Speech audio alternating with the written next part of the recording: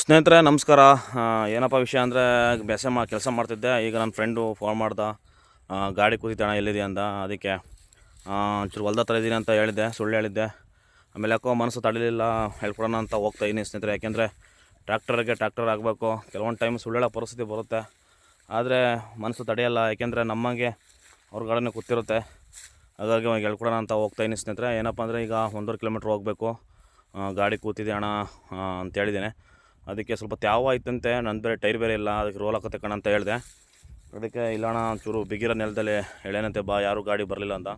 ಹಾಗಾಗಿ ಹೋಗ್ತಾನೆ ಸ್ನೇಹಿತರೆ. ಬನ್ನಿ ಹೋಗೋಣ, ಯಾವ ರೀತಿ ಕೂತಿತ್ತು ನೋಡೋಣ. ಅಲ್ಲಿ ಎಳೆಯೋಕ್ಕಾಗುತ್ತೆ ಗಾಡಿ, ನೋಡೋಣ ಬನ್ನಿ. ಸೋನಾಲಿಕ ಟ್ಯಾಕ್ಟರು, ಅಲ್ಲಿಗೆ ಹೋಗ್ಬಿಟ್ಟು ತೋರಿಸ್ತೀನಿ ಬನ್ನಿ ಸ್ನೇಹಿತರೆ. ಹೋಗೋಣ ಸ್ನೇಹಿತರೆ. ಸ್ಪಾಟಿಗೆ ಬಂದು 3 ಗಾಡಿ ಇದ್ದಾವೆ. 3 ಗಾಡಿ ಆದರೂ ಎಳೆಯೋಕ್ಕಾಗಿಲ್ಲ.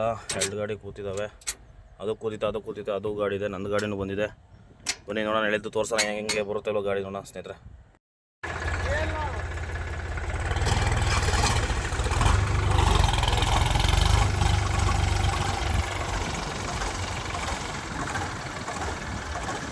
ಸ್ನೇಹಿತರೆ ಈಗ 4 ಗಾಡಿ, 3 ಗಾಡಿ ಕಟ್ಟಿದ್ದೀವಿ. ಆ ಗಾಡಿ ಎಳಿಬೇಕೀಗ.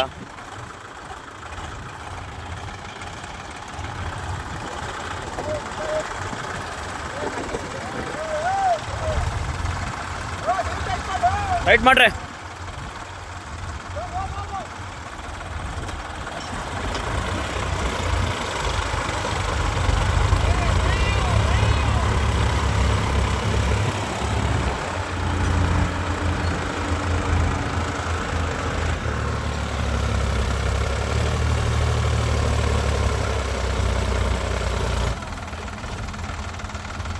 ಗಾಡಿ ಬಂತು ಫೈನಲ್.